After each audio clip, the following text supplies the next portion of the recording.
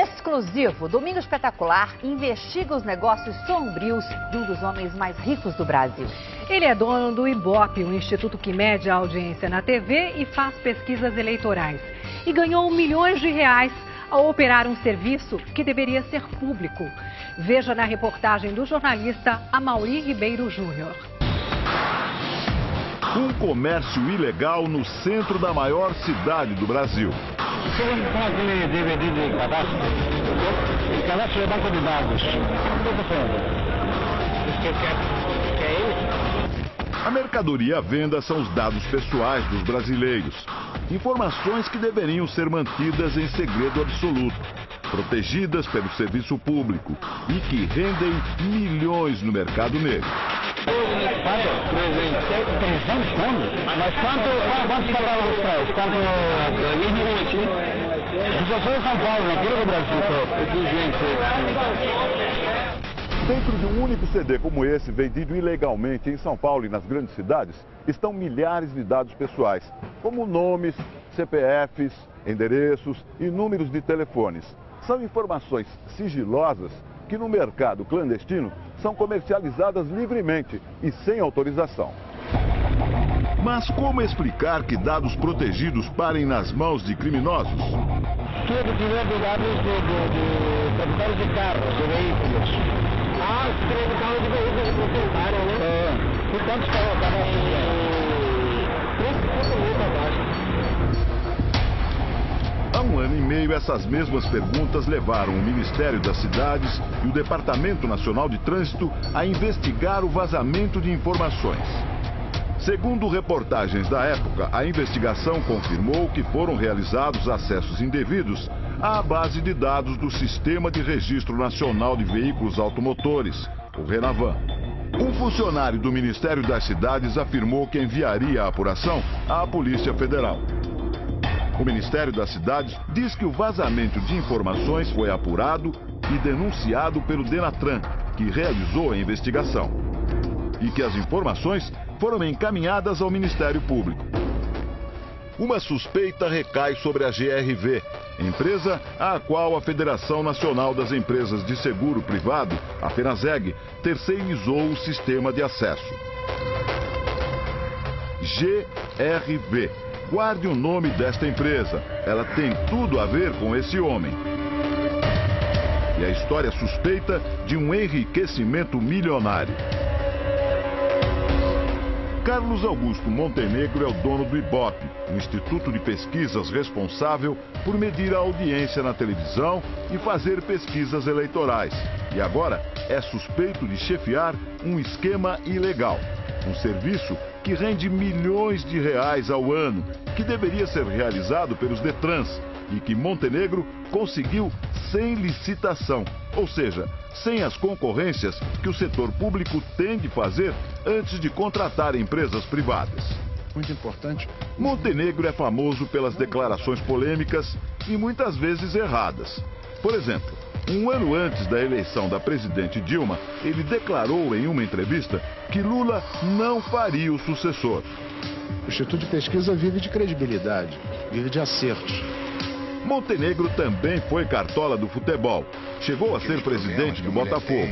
Entendeu? Não sei. Anos depois, foi diretor de futebol do mesmo clube. No esporte, ele também é conhecido pelas declarações controversas. A súmula dele e papel higiênico usado, para mim, é a mesma coisa. Não vale nada. Em 2007, o Botafogo perdeu a Copa do Brasil. Montenegro causou perplexidade ao se irritar com a bandeirinha Ana Paula Oliveira. Eu não vejo mulher em Copa do Mundo. Eu não vejo mulher nas decisões mais importantes dos maiores campeonatos do mundo. Mulher em jogo importante só com o Botafogo. Talvez não tivesse nos dias dela aqueles problemas que a mulher tem. Entendeu? Não sei. O Ibope, as pesquisas eleitorais, o Botafogo. Montenegro é um homem de muitos interesses. Cabeça erguida. Ele é dono de várias empresas. Conforme documentos obtidos pelo Domingo Espetacular, algumas delas estão fora do Brasil, nos chamados paraísos fiscais, lugares livres de impostos. onde apareceram alguns dos casos mais importantes de lavagem de dinheiro em todo o mundo. Mas por que Montenegro tem empresas em paraísos fiscais? Já ouviu falar na tarifa de gravame? Não. Montenegro criou a GRV, empresa que administra o gravame. Muita gente nem sabe o que é isso. Uma vez você comprou carro financiado? Comprei. Então você já pagou a taxa de gravame? Já. E você sabe o que é isso? Não. Todo carro comprado por financiamento tem gravame. Isso vale para mais ou menos 70% de todos os carros vendidos no Brasil. O gravame é um mecanismo para garantir que ninguém vai passar adiante um carro financiado, ou seja, que ainda não foi pago. Na prática, ele é um número que identifica o carro. Quando você paga a última prestação, você dá baixa do gravame e só então fica livre para revender o carro e transferir a documentação. Gravame é uma restrição que o Detran insere no documento de veículo para dar a oportunidade de qualquer consumidor ter ciência que aquele carro ele não está totalmente quitado. Administrar o gravame é um grande negócio que pode estar na origem de um enriquecimento meteórico e questionável e que já rendeu a Carlos Augusto Montenegro e seus sócios uma verdadeira fortuna. São cerca de 180 milhões de reais por ano. O cidadão brasileiro tem pelo menos 3 motivos para se preocupar com isso. Primeiro, é o cidadão quem paga as taxas de gravame. Mesmo que não perceba, essas taxas são incorporadas ao preço do financiamento e tornam o valor do carro mais alto. O gravame custa R$ 100 em média por carro, diluídos na prestação do financiamento. Sempre que eu faço um registro ou que eu dou baixa desse gravame, existe a cobrança de taxas, que são taxas por conta desse registro, que é uma garantia da instituição financeira. Então, a baixa desse registro pode ensejar a cobrança de taxas, mas essas taxas, a rigor, não devem ser pagas pelo consumidor, porque o consumidor, na verdade, já pagou o juro e já pagou o empréstimo financeiro. Segundo, as informações sobre o comprador do carro ficam com uma empresa privada e não com o serviço público, o que significa mais lucro para quem administra o gravame. Segundo o relatório da própria empresa, a venda dessas informações relacionadas ao mercado de financiamento de veículos atingiram R$ 9 milhões só no primeiro trimestre deste ano. Isso sem contar o que é vendido no mercado ilegal. Terceiro motivo. Quem decide se libera ou não o carro depois que você pagou o gravame não é o Detran, e sim uma empresa privada. 29 de 6 de 2009. Em 2009, Eurivaldo comprou um carro usado. Financiou o saldo devedor no banco. Mas a concessionária que vendeu o carro originalmente fechou. E Eurivaldo não conseguia dar baixa no gravame, nem fazer a transferência do veículo para o nome dele.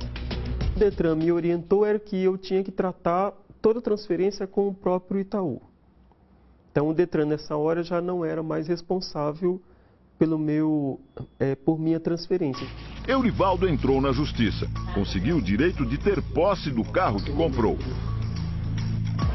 Agora veja como o presidente do Ibope se tornou muito mais rico como sócio da GRV.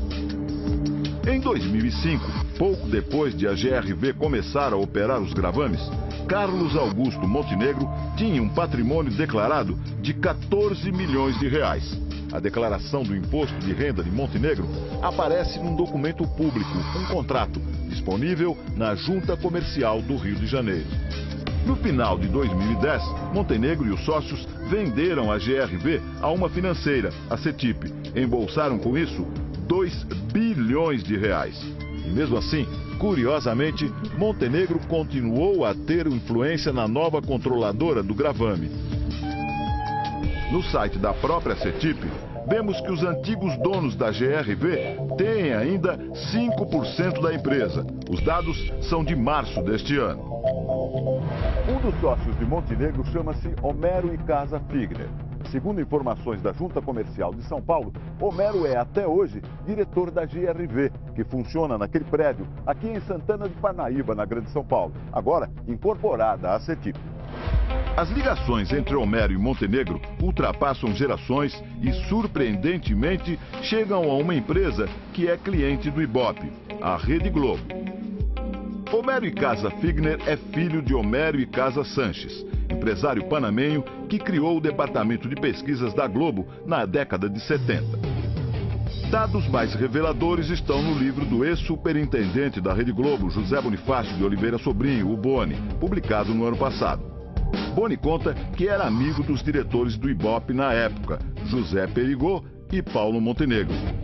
Foram os diretores do Ibope que indicaram Icasa Sanches para a Globo, uma relação que passa de pai para filho. Assim como Icasa Sanches é pai de Icasa Figner, Paulo Montenegro é pai de Carlos Augusto Montenegro. Na Globo, o pai do sócio do dono do Ibope ganhou o apelido de bruxo, porque era capaz de acertar previsões de audiência, inclusive. Agora o mais grave, como a GRV, dos herdeiros Montenegro e Icasa Figner, conseguiu o direito de administrar o sistema de gravame em todo o Brasil? A resposta está na Federação Nacional de Seguros Privados. Em 2003, a FENASEG firmou um convênio que deu à empresa de Montenegro o direito de explorar o gravame por 25 anos. O mesmo acordo foi firmado com Detrans de vários estados. Na prática, a GRV assumiu o controle das informações dos carros financiados na maior parte do Brasil. Ou seja, o dono do instituto de pesquisas mais influente do país, responsável por sondagens que influenciam as eleições, foi favorecido com o acesso ao serviço milionário, que passou sem licitação do setor público para o privado. O advogado Jocelino Alves de Freitas, do Paraná, entrou com uma ação popular contra o gravame. Ele explica que a lei brasileira determina que esse serviço não pode ser realizado por uma empresa privada. Inconstitucional, primeiro porque ele prevê a prestação de um serviço por terceiro, serviço público, sem nenhum tipo de licitação. Os cartórios deixaram de fazer esse serviço.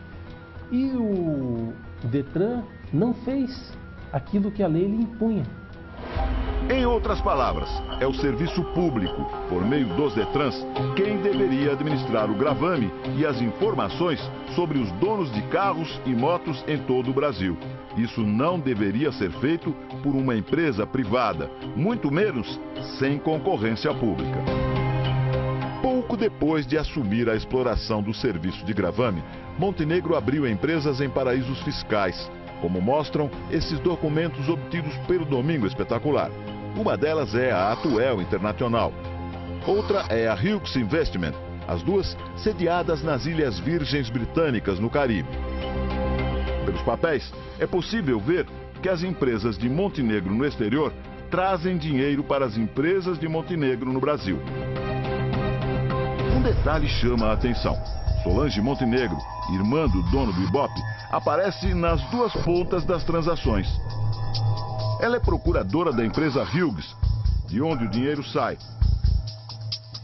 e sócia da empresa brasileira de Montenegro, a Megadata, onde o dinheiro entra. A procuração para Solange transferir o dinheiro é de um terceiro paraíso fiscal, o Panamá. Um esquema semelhante foi utilizado por Ricardo Teixeira. O ex-chefão da CBF utilizou a empresa Sanude para trazer dinheiro de origem supostamente ilegal do exterior para o Brasil. A exemplo da família Montenegro, quem assina nas duas pontas da operação também é um irmão, Guilherme Terra Teixeira. Foi o caso Sanude que derrubou Ricardo Teixeira da CBF depois de 23 anos. E o Cartola se mudou para Miami para evitar as investigações da Polícia Federal. No caso do gravame, falta esclarecer de que forma um serviço de interesse público foi parar, sem licitação, nas mãos do homem que controla pesquisas eleitorais. Outras questões continuam sem resposta. Foram realizadas outras transações suspeitas das empresas da família Montenegro em paraísos fiscais? Caimã, Holanda, Uruguai? Qual o caminho do dinheiro para sair e entrar no país? Como as autoridades podem seguir o rastro dos negócios sombrios de um dos homens mais ricos do Brasil? O que mais tem a esconder Carlos Augusto Montenegro?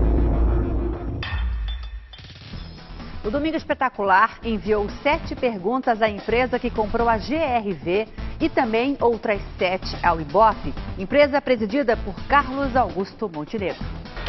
As duas empresas responderam o seguinte: diz o Ibope que o grupo não tem qualquer relação com a empresa GRV Solutions, nem com a sua gestão. A CETIP confirma que é a operadora dos sistemas eletrônicos, do Sistema Nacional de Gravames e do Sistema do Registro de Operações Financeiras.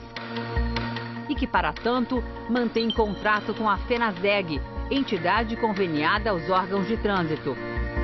E diz que as pessoas indicadas nas questões não possuem vínculo profissional com a CETIP.